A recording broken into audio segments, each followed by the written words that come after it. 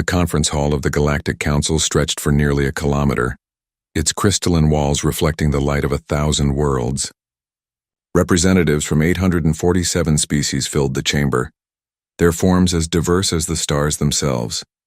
Some breathed oxygen, others methane. Some stood on legs, others floated in contained fields of exotic matter. But today they all focused on the same thing, a holographic display showing a small, unremarkable yellow star in a quiet corner of the galaxy. Councillor Vector stood at the central podium, his forearms gesturing dramatically. He was Xinthian, a species that looked like living crystals, and his voice rang through the chamber like bells.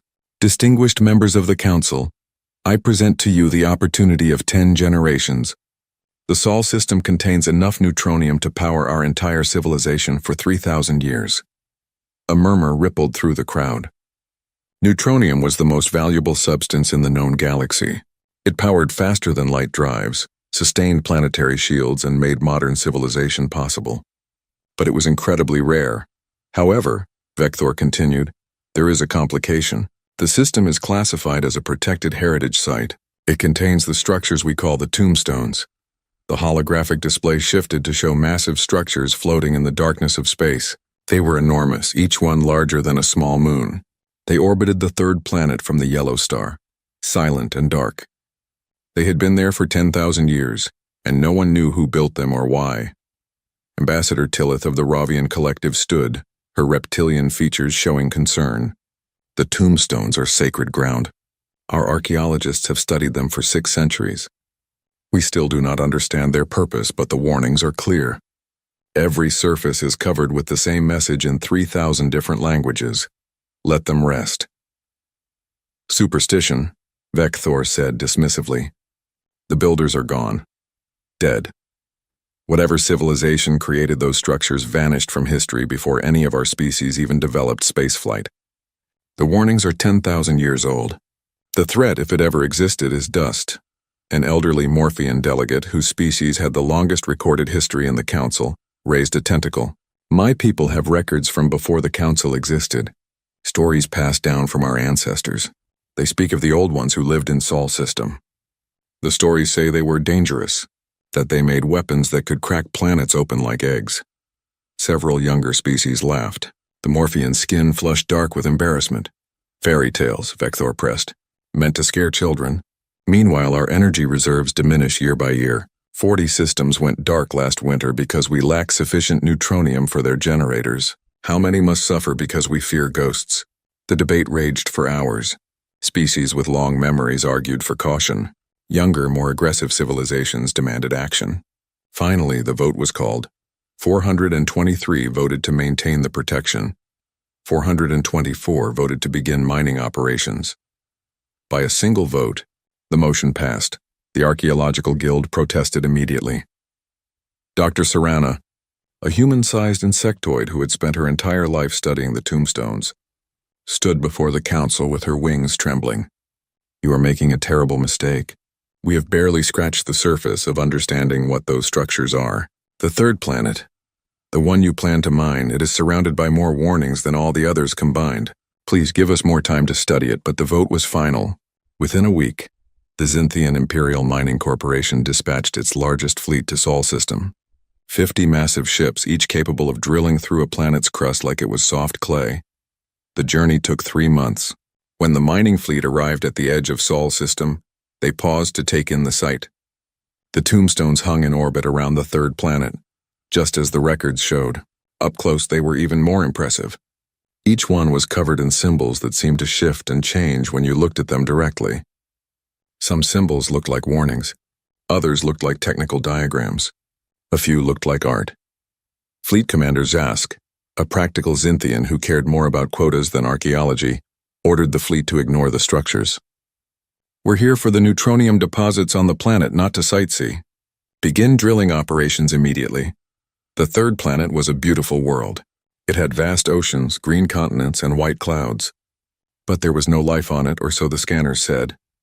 The atmosphere was breathable for many species, but the surface showed no cities, no civilizations, no signs that anyone had lived there for thousands of years. The mining ships descended through the atmosphere. They positioned themselves over the richest neutronium deposits and began to drill. Massive laser arrays cut through soil and rock, boring deep into the planet's crust. The drills sang as they worked, a high-pitched whine that echoed across empty continents. 10 kilometers down, the drills punched through into something hollow. Commander Jask studied the readings with surprise. There's a cavity down there. A big one. Looks like a natural cave system, but it wasn't natural. The drill had broken through the roof of a massive underground chamber. A chamber that was clearly artificial. The walls were smooth metal. The architecture was precise. And everywhere, machinery sat silent in the darkness. The mining crew didn't notice when lights began to flicker on in the depths. They didn't see computer systems booting up for the first time in 10,000 years. They were too focused on extracting neutronium to pay attention to anything else. Deep beneath the surface, in a command center built into solid bedrock, screens glowed to life. Ancient systems ran diagnostics, checking the status of equipment that had sat dormant for 100 centuries. Most of it still worked. Humanity had built to last. A computer terminal displayed a message in a language no living being in the galaxy could read. Perimeter breach detected. Surface integrity compromised. Threat level unknown. Initiating revival protocol Omega. Throughout the underground city, in chambers that stretched for hundreds of kilometers, pods began to hum. They were arranged in vast rows, millions upon millions of them. Each one contained a human being preserved in frozen sleep, waiting. The first pods to activate were in the military sections. That was by design. The humans had known that if anyone woke them early, it probably wouldn't be for a friendly reason. The revival process was slow.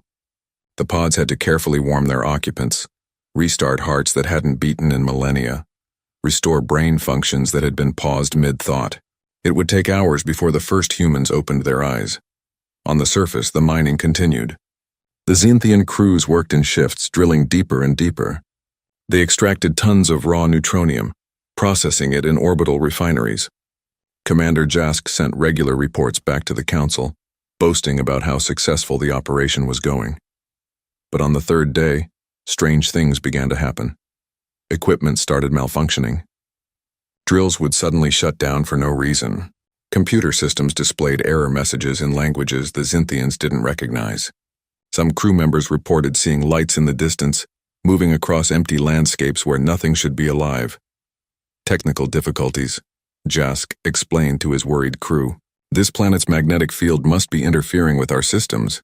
It's nothing to worry about. But in the depths below, the first humans were waking up. Admiral Sarah Chen opened her eyes and immediately knew something was wrong. The last thing she remembered was lying down in her pod 10,000 years ago. She remembered the vote. She remembered the decision humanity had made together. They would sleep until the galaxy was ready for them. Until enough time had passed that the scars of the war had healed. She sat up slowly, her body weak from the long sleep. Around her, other pods were opening. Military personnel just like her, soldiers, pilots, tactical officers, the first wave of humanity's defense.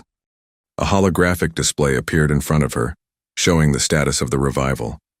Millions of pods throughout the Sol system were beginning the wake-up process, but it would take days for everyone to be fully conscious. Right now, only a few hundred were awake. Admiral Chen?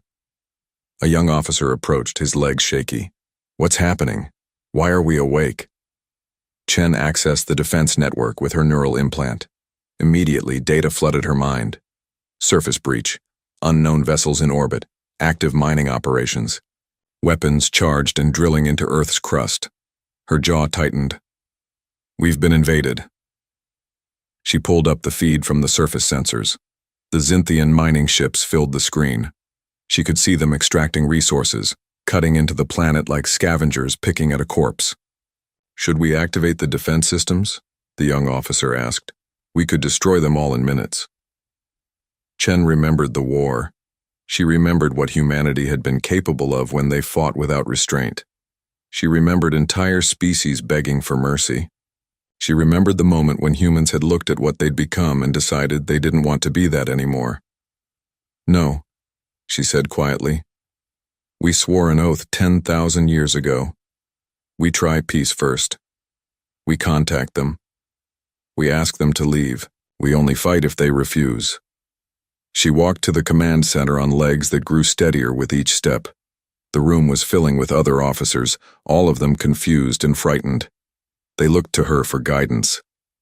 "Status report," Chen ordered. Her tactical officer pulled up displays. The mining fleet consists of 50 vessels. They're registered to the Zynthian Imperial Mining Corporation. The Galactic Council has changed since we went to sleep, Admiral. There are hundreds of new species now. The Zynthians are one of the major powers. Have they noticed we're awake? No, Admiral. Our signals are still encrypted with our old protocols. They have no idea we exist. Chen thought carefully. This was the moment that would define what came next. If she handled it wrong, the galaxy might return to war. If she handled it right, maybe humanity could finally take its place among the stars as a peaceful species. "Open a communication channel to the mining fleet," she ordered. "Let's introduce ourselves." On the bridge of the lead mining ship, Commander Zask was reviewing production reports when his communication officer suddenly jumped. "Commander, we're receiving a transmission. It's coming from the planet's surface." "That's impossible. The planet's dead." "Nevertheless, sir, we're being hailed." Josk signaled to put it through. The screen flickered and a human face appeared. It was a woman with dark hair and eyes that looked ancient despite her young features. She wore a military uniform that Josk didn't recognize. "This is Admiral Sarah Chen of the Human Defense Coalition," the woman said. Her voice was calm but firm. "You are in violation of Sol system sovereignty. You have damaged our homeworld and disturbed our rest. You have exactly 48 hours to cease all mining operations and withdraw from this system. This is your only warning." The bridge fell silent. Josk stared at the screen in shock. The tombstones weren't monuments to a dead civilization. They were guardians. And the dead weren't dead at all. "Who are you?" Josk managed to ask. "We are the ones you were warned about," Chen replied. "We are the reason this system was marked as forbidden. We are humanity, and we're awake now." The transmission ended, leaving Josk and his crew in stunned silence. In the command center deep beneath Earth's surface, Admiral Chen turned to her officers. "Begin full revival protocols. Wake everyone. Bring all defense systems online. And someone find me our historical records. I need to know exactly what kind of galaxy we've woken up to." She looked at the screens showing the mining ships still, sitting on the surface, still drilling despite her warning. She hoped they would listen. She hoped they would leave peacefully. But she had fought in the war 10,000 years ago. She knew how the galaxy worked. She knew that powerful civilizations didn't back down from threats, especially threats from species they didn't understand. "Prepare for combat," she said quietly, "just in case they're foolish enough to stay." Above them, in orbit around Earth, the tombstones began to change. The symbols on their surfaces stopped shifting and settled into a single pattern. The pattern was the same in every language, a simple warning that had been there for 10,000 years. But now the warning was glowing, pulsing with energy. The tombstones weren't monuments, they were weapons, and they were waking up too. The galaxy was about to remember why they had feared the humans, why they had been relieved when humanity had chosen to sleep. Why the warnings had said to let them rest. The beast had been sleeping for 10,000 years, but someone had pushed too far. Someone had forgotten to be afraid. And now, the dangerous beast was opening its eyes. The revival centers hummed with activity as millions of pods continued their wake-up cycles. Admiral Sarah Chen stood in front of a massive display screen, watching the numbers climb. 3 million awake. 5 million. 10 million. Throughout Earth, Mars, the Moon, and hidden stations scattered across the Sol system, humanity was returning to consciousness. But the process was difficult. Many people woke up screaming, their minds struggling to understand what had happened. They had gone to sleep expecting to wake up in a few years, maybe a decade, not 10,000 years later. Medical teams moved through the revival centers, helping the disoriented adjust. Counselors explained what had happened, that the galaxy had needed more time, that the sleep had lasted far longer than anyone had planned. Chen herself felt strange in her own skin. She remembered the vote like it was yesterday. She could still see the faces of the people who had argued for and against the sleep. Some had wanted to stay awake, to keep fighting, to claim their place in the galaxy by force. Others, like her, had looked at the cost of their victory and decided it was too high. "Admiral, you need to see this," her intelligence officer said, interrupting her thoughts. Lieutenant Marcus Webb was young, or had been young 10,000 years ago. Now he looked at a computer screen with growing horror. "I've been accessing the historical archives. I've been reading about the war. I was there, Lieutenant. I know what happened." "No, Admiral." "I mean what the galaxy remembers about the war, their version of history." He transferred the files to her neural implant. Chen closed her eyes and let the data flow into her mind. She saw the war through alien eyes, read their historical accounts, understood their perspective. What she found made her sick. The war had started small, as most wars do. Humanity had developed faster than light travel relatively late compared to other species. When they finally reached the stars, they found a galaxy already full of civilizations. The first galactic union had existed for thousands of years, a loose alliance of 70 species that traded and sometimes fought but mostly lived in peace. Humans had asked to join. The union had refused. Humans were too aggressive, they said, too quick to anger, too willing to fight. Come back in 1,000 years after you've matured as a species. Humanity had not taken the rejection well. What followed was a war that lasted 300 years. Humans against the entire galaxy. And the terrifying thing, the thing that made Chen want to weep, was that humanity had been winning. The galaxy had outnumbered them 10,000 to 1. They had more ships, more resources, more technology. They should have crushed humanity in the first year. But they hadn't understood what they were fighting. Humans didn't fight like other species. Most galactic civilizations had rules for war. They targeted military installations, avoided civilians, fought with honor. Humans had learned war on a planet where survival meant being more brutal than everything else trying to kill you. They fought with creativity, with viciousness, with an absolute refusal to ever surrender. More than that, humans had bonded with their artificial intelligence in ways other species found disturbing. Most aliens kept their AI carefully controlled, afraid of creating something that might replace them. Humans had welcomed their AI as partners, as friends, as fellow warriors. Human ships were smarter, faster, more creative because the crew and the AI worked as one mind. The archives showed battle after battle. Humans turning asteroids into weapons. Humans hacking enemy computers mid-fight. Humans using psychological warfare that left alien commanders afraid to sleep. Humans adapting to every tactic the galaxy threw at them and coming back stronger. The turning point had come at the Battle of Kepler 442. The Union had assembled their greatest fleet, 5 million warships carrying the hope of the entire galaxy. They had surrounded the human-controlled system, confident that sheer numbers would finally end the war. Humanity had destroyed them in 6 hours. The survivors spoke of weapons that could tear holes in reality, of human ships that could phase through shields like they weren't there, of AI that could predict enemy movements before the enemy commanders even thought of them, of humans who fought like demons, never stopping, never surrendering, never showing mercy. After Kepler 442, the Union had sued for peace.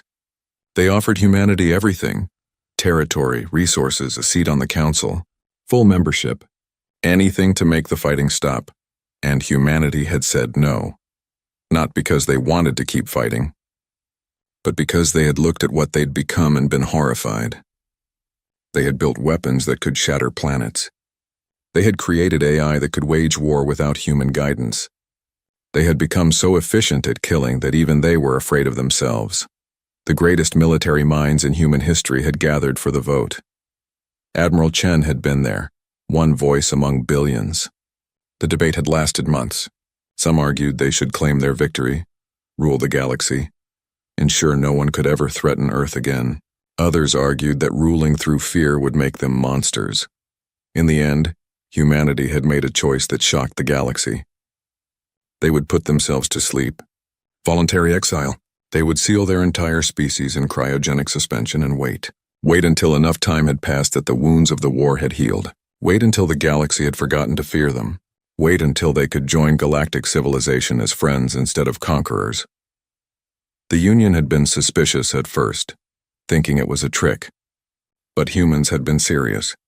They had built the tombstones as guardians, programmed to wake them only if someone disturbed the Sol system. Then they had gone to sleep, every single one of them, trusting that someday the galaxy would be ready for them. 10,000 years had passed. Civilizations had risen and fallen.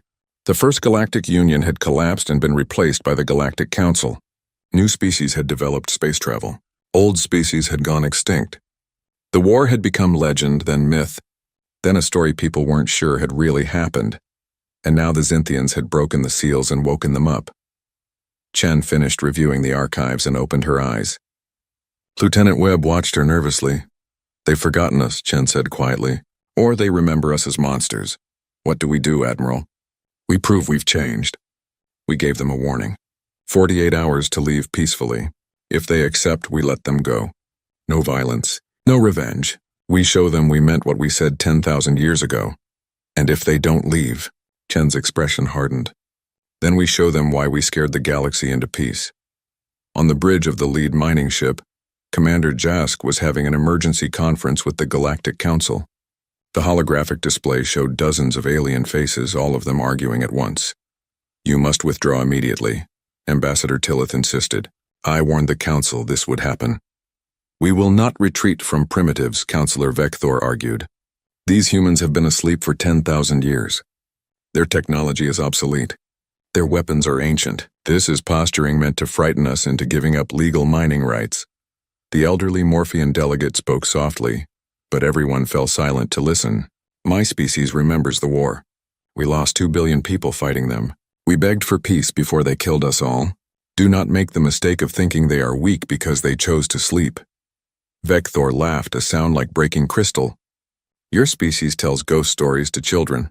The humans may have been formidable once, but the galaxy has advanced far beyond anything they could imagine. Our shields can withstand Nova-level energy. Our weapons can crack moons. Our AI can calculate 1 billion battlefield scenarios per second. What can they possibly do to us?" The vote was called. Should the mining fleet withdraw, or should military forces be sent to reinforce them? The Council voted to send military support.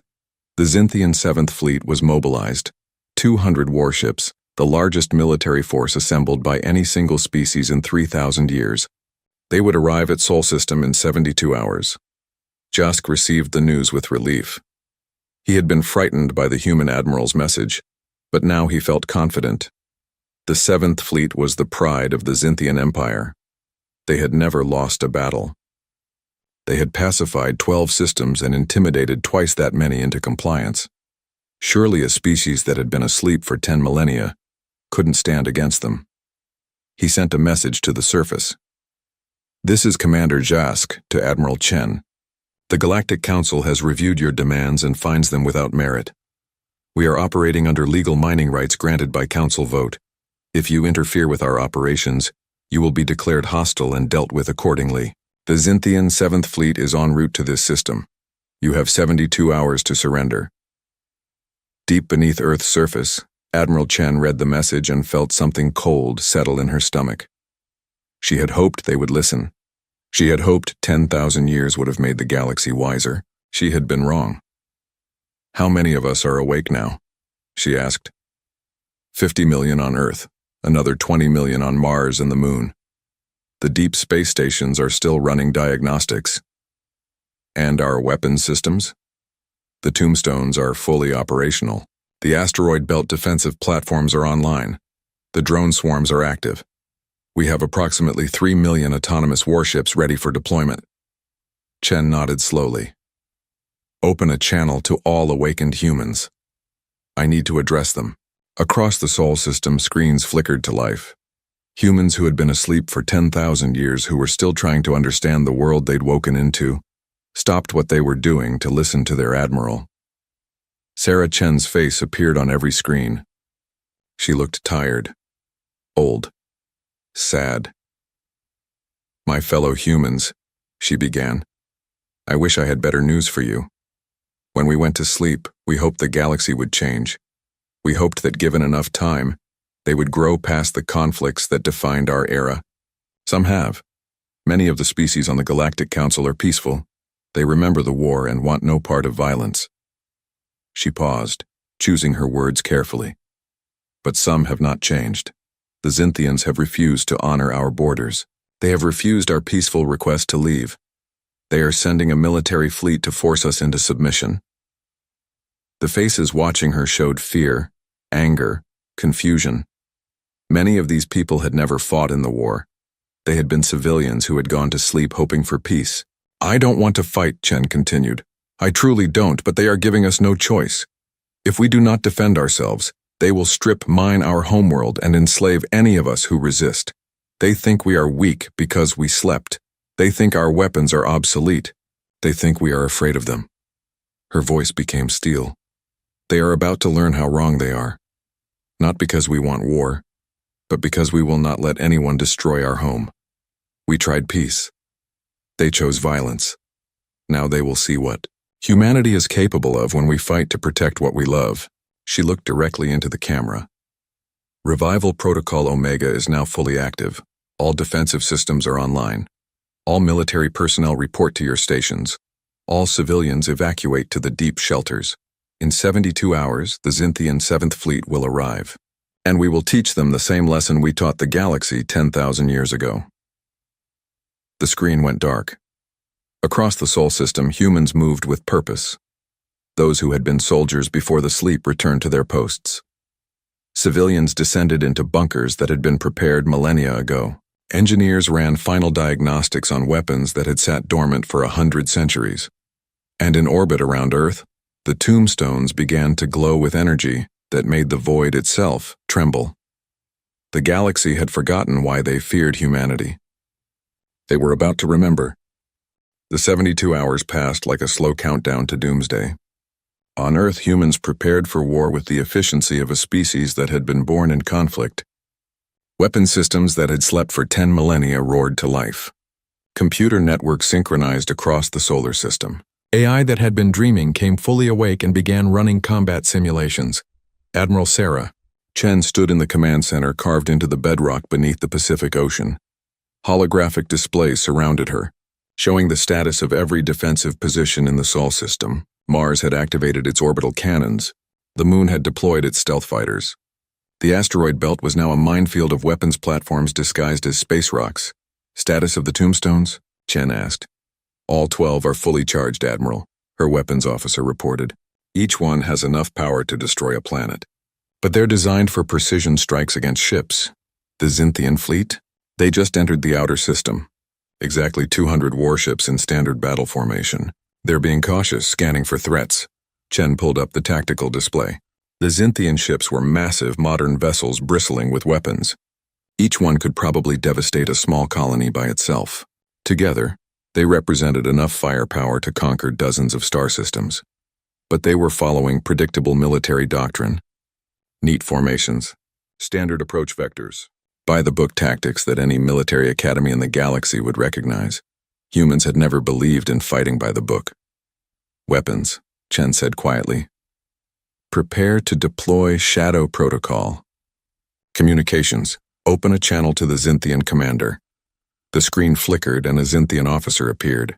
He was young for a fleet commander, his crystalline features sharp with confidence. This was Commander Tarvik, recently promoted for his victory at the Dracis Rebellion. He had never lost a battle. This is Commander Tarvik of the Zynthian 7th Fleet to any human forces in this system. You are outmatched and outgunned. Power down your weapons and prepare to be boarded. If you cooperate, you will be treated fairly under Galactic Council law. Chen studied him for a moment. He actually believed he was being generous. He thought he was offering mercy. He had no idea what was about to happen. Commander Tarvik, Chen said, her voice calm. I am Admiral Sarah Chen. I'm going to give you one chance that your superiors refuse to give you. Turn your fleet around. Leave this system. Do not engage us. If you do, I cannot guarantee your survival. Tarvik laughed. Admiral, I appreciate the attempt at intimidation, but I have 200 of the most advanced warships in the galaxy. Your technology is 10,000 years obsolete. This doesn't have to be a slaughter. Surrender now. Chen felt something inside her grow cold. It was a feeling she remembered from the war. The moment when she realized diplomacy had failed and all that remained was violence. She had hoped never to feel it again. I tried, she said softly. Remember that I tried. She cut the connection and turned to her command crew. Execute Shadow Protocol. Target all 200 ships. Disable only, no kills unless necessary. Let's teach them a lesson, not start a genocide. Yes, Admiral. In orbit around Earth, the tombstones began to emit a frequency that human ears couldn't hear, but that sent shivers through the fabric of space itself. In the asteroid belt, thousands of objects that looked like ordinary rocks suddenly bloomed with engine signatures. In the outer system, what appeared to be empty space revealed itself to be filled with stealth drones, millions of them, each no larger than a human fist. The Zynthian 7th Fleet had entered Sol system expecting a battle. What they got was an ambush from every direction at once. Commander Tarvik was reviewing the tactical display when his sensors officer suddenly shouted, "Commander! New contacts!" Thousands of them. They're everywhere. The display lit up with red threat markers. They appeared from behind asteroids, from under stealth fields, from positions that should have been empty space. In seconds, the Zynthian fleet went from hunters to prey, surrounded by a swarm of enemies they hadn't seen coming. "Battle stations," Tarvik ordered. "All ships, defensive formation. Return fire." The Zynthian ships opened up with everything they had. Energy weapons cut through space. Missiles streaked toward their targets. Kinetic rounds flew at relativistic speeds. It was an impressive display of firepower. Any conventional fleet would have been obliterated. The human drones didn't fight conventionally. They moved like a school of fish, constantly shifting, never where the targeting computers predicted they would be. They weren't just fast. They were intelligent, each one thinking independently while coordinating with millions of others. When Zynthian weapons fired, the drones were already gone, leaving only empty space where they'd been a microsecond before. Then the drones returned fire. What happened next made Commander Tarvik question everything he knew about space combat. The Zynthian shields were rated to withstand Nova-level energy. They were the finest shields the galaxy had ever developed, impervious to anything short of a direct hit from a stellar body. The human weapons went right through them, not over them or around them. Through them. As if the shield simply didn't exist, Tarvik watched in horror as drone weapons struck his flagship's hull, his screen showing impacts that should have been impossible. "Shields are useless," his tactical officer screamed. "They're using some kind of phase-shifted energy. Our defenses can't even detect it." "How is that possible?" Tarvik demanded. That technology shouldn't exist. But it did exist. Humans had invented it 8,000 years ago, during the darkest days of the war, when they'd needed weapons that could pierce any defense. They had put it to sleep along with everything else, hoping never to need it again. Now it tore through the Zynthian fleet like tissue paper. Ships began reporting damage. Not critical damage. The humans were being precise, targeting weapon systems, engines, communication arrays. They were disabling the fleet, not destroying it. But that precision was almost more terrifying than total destruction would have been. It meant the humans had such complete control over the battlefield that they could choose to let the Zynthians live. "All ships, activate emergency jump drives," Tarvik ordered. "We need to retreat." But when his ships tried to engage their faster-than-light drives, nothing happened. The engines powered up, space began to bend around them, and then nothing. They stayed exactly where they were. "Jump drives are being blocked," his engineer reported, voice shaking. "There's some kind of field preventing us from opening a warp tunnel. We're trapped." On Earth, Admiral Chen watched the battle unfold with no satisfaction. She took no joy in this. But she needed the Zynthians to understand what they were dealing with. She needed them to take a message back to the galaxy. "Deploy the tombstones," she ordered. "Let them see what we really built." In orbit, the 12 massive structures that had guarded Earth for 10,000 years finally showed their true purpose. They weren't monuments. They weren't archaeological mysteries. They were weapons platforms, each one containing enough firepower to sterilize a continent. But they didn't fire. Instead, they moved. They broke orbit with impossible grace for objects so large. They accelerated toward the Zynthian fleet with no visible engines, defying physics in ways that made the alien scientists watching go pale. And as they moved, they began to transform. Panels slid open. Weapon ports emerged, targeting arrays that could track 1,000 ships simultaneously locked onto the Zynthian vessels. Each tombstone aimed at a different section of the fleet, making it clear that if they fired, there would be nothing left but debris. Commander Tarvik stared at the display in disbelief. His fleet was surrounded by millions of drones. blocked from escaping, completely disarmed, and now threatened by weapons that dwarfed anything he'd ever seen. The entire engagement had lasted 17 minutes. 17 minutes to completely neutralize the most powerful military force his species had ever assembled. A new transmission came through. Admiral Chen's face appeared on his screen again. She didn't look triumphant. She looked tired. "Commander Tarvik, your fleet is disabled but intact. Your crews are alive. I'm going to let one of your ships leave. Just one. You're going to take it back to the Galactic Council, and you're going to tell them exactly what happened here. Do you understand?" Tarvik could barely speak. You could have destroyed us all." "Yes," Chen said simply. "But we don't want to destroy you. We never wanted that. We wanted to be left alone. We wanted peace. Your government refused to give us that choice, so we took it by force. Now you have a choice. You can go back and tell them that humans are willing to coexist peacefully, or you can tell them we're the monsters they feared 10,000 years ago. Which message you deliver is up to you." She paused, letting that sink in. "But make sure they understand this. We disabled 200 of your finest ships in 17 minutes without suffering a single casualty. We used weapons your shields can't stop. We trapped your fleet in a system with technology you don't understand. And we barely tried. This wasn't our fleet at full strength. This wasn't our military operating at full capacity. This was a demonstration. A warning. Push us again and next time we won't be so gentle."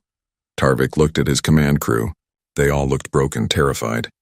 These were soldiers who had thought themselves invincible. Now they knew better. "I understand," Tarvik said quietly. "I'll deliver your message." Chen nodded. "Your flagship has been released from our control. The rest of your fleet will remain here until the Galactic Council agrees to negotiate. Treat your crews well, Commander. They're guests now, not prisoners. And for what it's worth, I'm sorry it came to this." The transmission ended. Tarvik's flagship, now the only functioning ship in his entire fleet, slowly pulled away from the battlefield. Behind him, 199 disabled warships floated helplessly, surrounded by human drones that watched them like predators circling prey. As he prepared to jump to faster-than-light speed, Tarvik took one last look at the Sol system. The tombstones had returned to their orbits around Earth, resuming their silent vigil. The drones had vanished back into wherever they'd been hiding. The system looked peaceful again, almost welcoming. But Tarvik would never forget what he'd seen. The galaxy had thought the humans were gone. The galaxy had thought their weapons were obsolete. The galaxy had thought 10,000 years would make them weak. The galaxy had been terribly, terribly wrong. He jumped to FTL alone, carrying a message that would shake every species in the Council. Back on Earth, Admiral Chen watched him go. Around her, the command center was silent. Her crew waited to see what she would do next. "Stand down to alert status yellow," she finally said. "Keep the prisoners comfortable. Prepare diplomatic teams. And someone send a message to the Galactic Council. Tell them we're willing to talk. But make it clear that next time, if they send a fleet, we won't be so merciful." She turned to leave, then paused. "And wake up everyone else. All remaining humans. If we're going to rejoin the galaxy, we do it together. No more sleeping. No more hiding. We face whatever comes next with our eyes open." As she walked through the corridors back to the surface, Chen thought about the look on Tarvik's face. The disbelief, the fear, the realization that everything he'd believed about military superiority was wrong. She had seen that look before 10,000 years ago, on the faces of every species that had fought humanity during the war. It was the look of someone discovering that the universe was more dangerous than they'd imagined. The beast had given them a warning. Now it remained to be seen whether they were wise enough to listen. The footage of the Battle of Sol spread across the galaxy like wildfire. Commander Tarvik's ship had recorded everything, and when he arrived at the Galactic Council headquarters, the recordings were immediately broadcast to every member species. The reaction was panic. The council chambers erupted into chaos. Representatives from 847 species all tried to speak at once, their voices a cacophony of fear and anger. Some demanded immediate military action. Others called for diplomatic negotiations. A few of the older species, those with long memories, simply sat in stunned silence, their worst nightmares confirmed. Councillor Vector, who had pushed so hard for the mining operation, stood at his podium with his crystalline form dimmed with shame. "The humans used technology we thought impossible. Our intelligence agencies are analyzing the recordings now, but preliminary reports suggest they have at least a dozen weapon systems we have no counter for. Ambassador Tilith of the Ravian Collective rose slowly. I warned this council. I warned you that disturbing the humans would end badly. You voted to proceed anyway. Now we have 199 disabled warships and their crews being held hostage in Sol system. What do you propose we do about it? We assemble a larger fleet, said Warlord Kraxus of the Crassian Dominion, a species that looked like armored bears and lived for combat. 200 ships failed. Send 2,000. Send 20,000. We cannot allow primitives to humiliate the galactic order. The elderly Morphean delegate, the one whose warnings had been laughed at before, spoke in a voice that commanded attention despite its softness. You speak of primitives, yet you saw what they did to our finest military force. I will tell you what our ancient records say about the humans. When they fought the First Galactic Union, the war lasted 300 years. In that time, 70 species combined their forces against them. Do you know how many of those 70 species still exist today? Silence fell across the chamber. 48, the Morphean continued. 22 species were rendered extinct by human weapons. Not conquered, not absorbed, extinct. Gone from the universe forever. The humans did not wage war to gain territory or resources. They waged war to survive. And when you threaten a human's survival, they do not stop until the threat is eliminated completely. Surely that was before they evolved. A younger species protested. They slept for 10,000 years to become more peaceful. They slept, the Morphean agreed, because they were too dangerous to remain awake. Because even they were frightened of what they had become. Now you have awakened them and you debate whether to send more ships to attack them. I ask you this. Do you want to discover if they kept their promise to become peaceful? Or do you want to discover what happens when you push them back into becoming what they were? The debate raged for hours. Species divided along philosophical lines. The warrior cultures wanted to fight, to prove that galactic civilization could not be intimidated. The merchant species wanted to negotiate, to find a peaceful solution that would restore trade and order. The scientific species wanted to study the humans, to understand their technology. But one thing became clear. The galaxy could not ignore what had happened. Humans were no longer a ghost story. They were real, they were awake, and they were more powerful than anyone had anticipated. Finally, a vote was called. Should the Council authorize a Grand Armada to force the humans into compliance, or should they attempt diplomatic negotiations? The vote was close, but the militarist won. 15 species committed their fleets to the cause, led by the Crassian Dominion, and supported by what remained of Vector's political faction. They assembled the largest military force in recorded galactic history. 50,000 warships, enough firepower to crack a planet's crust, enough soldiers to conquer an empire. They called it the Grand Armada of Unity. They said it was about protecting galactic law and order. But everyone knew the truth. It was about fear. Fear that if humans could defeat 200 ships so easily, they might decide to wake up fully and take revenge for being disturbed. Better to crush them now, while they were still waking up, than to face them at full strength. On Earth, Admiral Sarah Chen received the news with a heavy heart. All across the Sol system, humans were still being revived. They now had 200 million people awake, but that was less than 1% of their total population. Most were still sleeping, still trapped in their pods, vulnerable. They're sending how many ships? Chen asked, staring at the intelligence report. 50,000, confirmed Admiral. Possibly more. They'll arrive in 6 days. Our analysts believe they're planning to overwhelm us with sheer numbers. Chen called an emergency meeting of her senior staff. These were the humans who had fought in the war 10,000 years ago, who understood the cost of conflict. They gathered in the command center, their faces grim. Options, Chen said simply. General Marcus Zhao, her tactical officer, pulled up a holographic display. We can win, even against 50,000 ships. Our weapons are still superior. Our AI is more sophisticated. Our strategies are more flexible, but, Chen prompted. But winning means revealing the full extent of our capabilities. Right now, the galaxy is scared, but they're not terrified. They think we used clever tricks to beat the Xinthian fleet. If we destroy 50,000 ships, if we demonstrate weapons that can eliminate entire fleets in minutes, they'll have only two choices: surrender completely or unite every species in the galaxy against us. All 847 of them. Dr. Yuki Tanaka, the head of human AI development, spoke up. The AIs have run the simulations. If we fight at full capacity, if we use everything we built during the war, we can probably defeat the entire galaxy. But the cost would be enormous. Billions dead on both sides. Entire species extinct. And we would become exactly what we feared 10,000 years ago. Monsters who win through overwhelming violence. Chen closed her eyes. This was the nightmare scenario they had tried to avoid by sleeping. They had hoped to wake up to a galaxy that had matured beyond needing to solve problems with warfare. Instead, they'd woken up to the same old patterns, the same old mistakes. What if we don't fight? She asked. The room fell silent. Everyone stared at her. You're suggesting surrender? General Zhao asked carefully. No, I'm suggesting we give them what they want, or at least what they think they want. Chen's eyes opened, and there was a fierce intelligence in them. They're afraid of us. They want to prove they're stronger. They want to beat us in a fair fight so they can sleep soundly knowing the humans aren't a threat. So let's give them that fight. Explain, Dr. Tanaka said. We meet them in battle. We fight them with equal or slightly inferior numbers. We make it look like a real contest. We let them capture some of our ships. We let them think they're winning.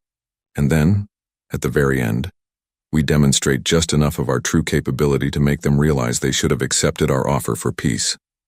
That's incredibly dangerous, General Zhao said. If we pretend to be weaker than we are, we risk actually losing. No, Chen corrected. We risk people getting hurt. We risk losing ships. But we won't lose. The AIs will be controlling everything behind the scenes, making sure it looks like a real battle while never putting us in actual danger. We perform a play. We let them have their war, and when it's over, we offer them peace again from a position of strength they can't deny. A younger officer, Lieutenant Sarah Kim, spoke up hesitantly. Admiral, isn't that manipulative? Aren't we just playing games with their lives? Chen looked at her kindly. Yes, it's manipulative. It's also the most humane option we have. Option 1, we crush them utterly and make the galaxy hate us out of fear. Option 2, we surrender and let them believe they can push us around whenever they want, which will lead to future conflicts. Option 3, we show them they can't beat us, but we make it close enough that they feel like they put up a good fight. They save face, we stay safe, and maybe, just maybe, they're willing to talk peace afterward. The debate continued for hours, but eventually Chen's plan was accepted. It was risky, it was complex, and it required split-second timing, but it was the best chance they had to end this without genocide. 6 days later, the Grand Armada arrived at the edge of the Sol system. Warlord Kraxus stood on the bridge of his flagship, a massive dreadnought called the Unstoppable Pride. Around him stretched 50,000 warships from 15 different species. It was the most beautiful and terrible thing he had ever seen. The humans have deployed a defensive fleet, his sensor officer reported. Approximately 5,000 ships. They're holding position near the orbit of Jupiter. 5,000 ships against 50,000. Kraxus smiled, showing his enormous fangs. They're either very brave or very foolish. All ships advance at battle speed. When we're in range, we hit them with everything. Show them what true military might looks like. The Grand Armada moved forward like a wall of destruction. As they approached, the human fleet began to spread out, forming a defensive perimeter. The human ships were sleek and dark, difficult to see against the black of space. They moved with precision, every vessel exactly where it needed to be. Admiral Chen is commanding their fleet personally, intelligence reported. She's on the flagship designated Freedom's Hope. Good, Kraxus said. I want her to see her defeat clearly. The two fleets closed to weapons range. For a moment, space was silent, both sides preparing for the storm to come. Then Kraxus gave the order. All ships, fire! The Grand Armada opened up with everything they had. 50,000 ships' worth of energy weapons lit up the darkness like a new sun being born. Missiles streaked through the void by the millions. Kinetic weapons accelerated to near light speed. It was enough firepower to destroy a dozen planets. The human fleet returned fire. What followed was the largest space battle in 3,000 years. Ships exploded on both sides. Debris filled the space between Jupiter and Saturn. Energy shields flared and collapsed. Hull plating melted under concentrated fire. It was chaos, it was beautiful, and it was absolutely terrifying. But something was strange. The humans were fighting well, better than well, But they weren't using the same weapons they'd used against the Xinthian fleet. Their shields were working conventionally. Their weapons were powerful but not impossible to defend against. They were fighting like a normal military force. Craxus watched the battle unfold with growing satisfaction. The humans were good, he had to admit that. They were skilled tacticians, their pilots were excellent, and their coordination was impressive. But they were losing. Slowly but surely, the weight of numbers was crushing them. "They're falling back toward Mars," his tactical officer reported. "They've lost approximately 1,000 ships. We've lost 1,500, but we can afford the exchange rate. Press the advantage," Craxus ordered. "Don't let them regroup." The battle raged for 12 hours. The human fleet fought with desperation, protecting their homeworld with everything they had. They used clever tactics, ambushes, feints. They made the Grand Armada pay for every light second of space they conquered. But it wasn't enough. Finally, with the human fleet down to less than 2,000 ships and the Grand Armada still boasting 40,000, Admiral Chen's face appeared on every screen in the enemy fleet. She looked exhausted. There was blood on her uniform. The bridge behind her showed damage, sparking consoles and injured crew members. But her eyes were still fierce. "Warlord Craxus," she said, "you've won. Your fleet is superior. You've proven your point. I'm offering surrender before more lives are lost on both sides." Craxus felt triumph surge through him. They had done it. They had beaten the legendary humans in open combat. The galaxy would remember this day forever. "I accept your surrender," he began. And then Admiral Chen smiled. It was not a friendly smile. "I'm not offering surrender because we're losing, Warlord Craxus," Admiral Chen said, that terrible smile still on her face. "I'm offering surrender because I'm hoping you're smart enough to accept it." Craxus felt confusion cut through his triumph. "What are you talking about? Your fleet is destroyed. You have no leverage." "No leverage?" Chen's smile widened. "Tell me, Warlord, did you really think the battle you just fought was our full capability? Did you truly believe that we used our best weapons against the Xinthian fleet, but somehow forgot to use them against you?" A cold feeling began to spread through Craxus's chest. Around him, his bridge crew started looking at their sensor displays with growing concern. "The battle you just won," Chen continued, "was a performance, a demonstration. We wanted to see if you could be satisfied with a conventional victory, if you could take your win and go home. But I can see from your expression that you won't accept peace even now. You want total domination. You want us gone." She leaned forward and her eyes were as cold as the void. "So let me show you what would have happened if we had actually been trying." The sensor officer on Craxus's bridge suddenly screamed. "New contacts. Thousands of them. Hundreds of thousands. They're everywhere." The holographic display exploded with red threat markers. They appeared from behind every moon, every asteroid, every planet in the system. What they had thought was empty space revealed itself to be filled with weapons platforms, stealth ships and drone swarms so dense they looked like clouds. But that wasn't the worst part. The worst part was the tombstones, all 12 of them, had left Earth's orbit and now hung in space, directly in the path of the Grand Armada. They had transformed completely, their surfaces opening up to reveal weapon systems that made Craxus's flagship look like a child's toy. Each tombstone was larger than his entire command carrier, and they were pointed directly at his fleet. "This is what we really built during the war," Chen said softly. "The fleet you just fought? Those were our outdated ships. Training vessels. The ones we use for practice. The real military, the actual human defense force, has been watching you this entire time." The display showed more ships decloaking. These were different from the ones Craxus had been fighting. Sleeker, darker, more advanced. They moved with unnatural grace, their hulls seeming to bend light around them. There were millions of them, and they surrounded the Grand Armada completely. "You came here with 50,000 ships," Chen continued. "That's impressive. Formidable. The largest fleet assembled in galactic history. Congratulations. Humanity has 3 million warships in the Sol system alone. We have another 7 million scattered across hidden bases throughout this region of space. We have weapons that can phase through your shields, weapons that can hack your computers, weapons that can create temporary black holes, weapons that can make your stars go supernova. We have AI that can predict your every move before you make it. We have soldiers who have been training for war their entire lives." She paused, letting that sink in. "We didn't use any of that against you, because we were trying to be merciful. We were trying to give you a victory you could be proud of. We were hoping that if you thought you'd beaten us in a fair fight, you might be willing to talk peace. Kraxus found his voice. You were letting us win? Every single step of the way, Chen confirmed. The ships you destroyed were remotely piloted. No human casualties. The damage to my bridge, stage makeup. The blood on my uniform, fake. The desperation in my voice, acting. I'm actually quite proud of my performance. But now I need you to understand something very important. The tombstones began to glow with power that made space itself distort. The new fleet of human ships locked weapons on every single vessel in the Grand Armada. Millions of drones surrounded them in a sphere of potential destruction so dense that escape was impossible. You can surrender right now, Chen said, and we will let you go home. Every ship, every crew member unharmed. Or you can continue this fight and we will show you what a real war with humanity looks like. We will disable every ship in your fleet in less than 10 minutes. We will do it without killing a single person if we can help it, because we're not monsters. But you will go home in disabled vessels, towed by human ships, and the entire galaxy will watch footage of what we can actually do when we stop pretending. She leaned back. The choice is yours. But understand this. We have been awake for less than 2 weeks. Less than 1% of our population is conscious.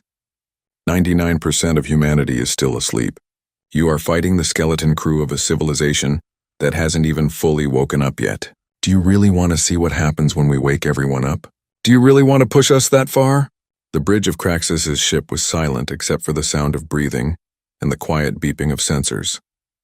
His crew looked to him for guidance. He was their warlord, their leader, the one who never backed down from a fight. But he was also smart enough to recognize when he was beaten. How do I know you're not bluffing? He asked, but his voice had lost its certainty. Chen nodded to someone off-screen. Give them a demonstration. Target area designated Theta 7. Fire one tombstone at minimal power. In space, one of the 12 massive structures rotated slightly, aiming at a specific point in the asteroid belt far from both fleets. There was a moment of charging, energy building to visible levels. Then a beam of pure white light shot out from the tombstone.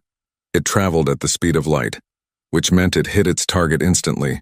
The asteroid it hit, a rocky body the size of a small mountain, simply ceased to exist. It didn't explode. It didn't break apart. It vanished, converted to energy and scattered atoms in a microsecond.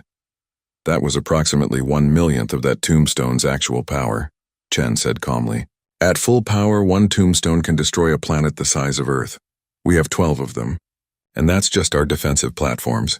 I'm not going to show you what our actual fleet weapons can do because I don't want to give you nightmares. But trust me when I say you cannot win this fight. Kraxus looked at his crew. He saw fear in their eyes. Fear in something else. Relief, maybe. Relief that someone was giving them a way out of a battle they couldn't win. What guarantee do I have that you'll let us leave? He asked. The same guarantee I gave Commander Tarvik, Chen replied. My word, humans don't lie about things like this. If we wanted you dead, you'd already be dead. We're offering you peace because we meant what we said 10,000 years ago. We don't want to rule the galaxy. We don't want to fight wars. We just want to exist in peace. But we will not be pushed around. We will not be invaded. We will not allow our homeworld to be strip-mined. We will defend ourselves, and we are very, very good at defense. Kraxus made his decision. All ships stand down. Power down weapons. We accept the human offer of peace. Around him, his officers looked relieved. The entire Grand Armada began powering down their weapon systems, their shields dropping, their ships going into passive mode. Chen nodded approvingly. Smart choice, Warlord. You just saved millions of lives. Here's what's going to happen next. Our ships will escort your fleet to the edge of the system. We'll return your disabled ships from the first battle. You'll go back to the Galactic Council and you'll tell them exactly what happened here. Every detail. Don't leave anything out. And then we negotiate. Real negotiations. Between equals. We want a seat on the Galactic Council. We want recognition of Sol system sovereignty. We want reparations for the damage to our homeworld. And in exchange, we'll share some of our technology, medical advances, energy solutions, things that can help the galaxy. We're not your enemy unless you make us your enemy. Kraxus nodded slowly. I'll deliver your message. I know you will, Chen said. Her expression softened slightly. For what it's worth, Warlord, you fought well. Your tactics were solid, your crews were brave. In a fair fight against any other species, you would have won easily. You just picked the wrong species to fight. The transmission ended. Craxus sat back in his command chair, feeling exhausted. Around him, his crew began the process of organizing the retreat. The human ships, those sleek dark vessels that had been hiding all along, began guiding the Grand Armada toward the edge of the system. It took 3 days to make the journey. During that time, the humans were courteous hosts. They provided supplies to ships that needed them. They helped with repairs on vessels that had been damaged in the battle. They treated the defeated fleet with respect, not mockery. When they finally reached the edge of the system, Admiral Chen contacted Craxus one final time. "Safe travels, Warlord. Tell the Council we'll expect their diplomatic team within the month." "Oh, and one more thing." She smiled, and this time it was warm, genuine. "Welcome to the new galaxy. It's big enough for all of us." The Grand Armada jumped to faster-than-light speed and disappeared, carrying 50,000 ships full of soldiers who would never forget what they'd seen in Sol System. Back on Earth, Admiral Chen addressed her people. Not just the 200 million who were awake, but all of humanity, because the message was being recorded for those still sleeping. "My fellow humans," she began, standing on the surface of Earth for the first time since waking. The sky above her was blue and beautiful. The sun was warm on her face. "The crisis is over. We've been tested twice now. Both times we've chosen the difficult path of restraint over the easy path of overwhelming violence. Both times we've tried to be the species we promised we would become." She paused, looking at the camera. "I won't lie to you. It wasn't easy. There were moments when I wanted to unleash everything we had, to show the galaxy exactly what we're capable of, to make them so afraid they would never dare threaten us again. But that's not who we are anymore. That's not who we chose to be." Around her, humans who had fought in the battles, who had played their parts in the deception, nodded in agreement. They had been terrified that they would have to become monsters again. They were grateful they hadn't needed to. "The Galactic Council will negotiate with us now," Chen continued. "They'll give us what we deserve: respect, sovereignty, equality. Not because they love us, but because they fear us. That fear will keep us safe while we prove that we're not the monsters they remember. Over time, maybe we can build trust. Maybe we can build real friendships with other species. But that will take time. It will take patience. It will take us continuing to choose peace over and over again, even when violence would be easier." She smiled. "We slept for 10,000 years waiting for a galaxy that was ready for us. We woke up to find it wasn't quite ready yet. But that's okay. We're not the same humans who went to sleep. But we're not so different from the humans who fought the war either. We're something in between. We're a species that knows how to fight but chooses peace. We're a species that has unimaginable power but uses restraint. We're a species that could rule the galaxy but would rather be its partner." She raised her hand in salute. "To everyone still sleeping, when you wake up, you'll wake to a galaxy that knows we're here, that respects us, and that will give us the chance to prove we've changed. Let's not waste that chance. Let's be the humans our ancestors hoped we would become." The transmission ended. Across the Sol System, humans began the long work of integrating with a galaxy that had forgotten them. Diplomatic teams were assembled. Cultural exchange programs were planned. Scientists prepared to share their knowledge. But the military remained active. The tombstones returned to their orbits but stayed charged. The fleets remained deployed but on standby. The weapon system stayed online but dormant. Because humanity had learned a lesson 10,000 years ago, and they had just had it reinforced. Peace only works when backed by the capability for war. Kindness only matters when you could choose to be cruel. Mercy only has meaning when you have the power to destroy. The beast had been sleeping. They had woken it up. It had shown them its teeth, reminded them why they should be afraid, and then chosen not to bite. Now it would sleep again, but with one eye open, always watching, always ready, always hoping it would never need to fully wake. Because deep in the human archives, in files that were sealed and secured, there were other protocols, other weapons, other capabilities that hadn't been revealed. Protocols with names like Exodus, Apocalypse, and Final Solution. Weapons that could make the tombstones look primitive. Technologies that could reshape reality itself. Humanity had shown the galaxy maybe 10% of what they could do. They hoped it would be enough. They prayed they would never need to show more.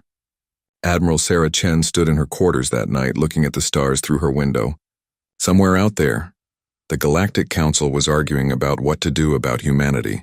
Other species were making decisions that would affect the future.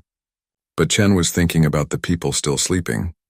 The billions of humans who would wake up in the coming months and years. What kind of galaxy would they wake up to? Would it be one where humanity was accepted? Or one where they were feared?